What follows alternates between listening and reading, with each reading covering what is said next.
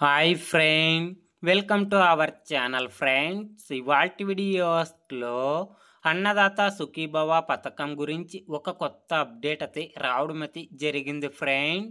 ఆ అప్డేట్ ఏంటో మనం ఇప్పుడు ఈ వీడియోలనైతే తెలుసుకుందాము. మీరు ఈ వీడియోని ఎక్కడ స్కిప్ చేయకున్నట్ల చివరి వరకు చూడండి ఫ్రెండ్.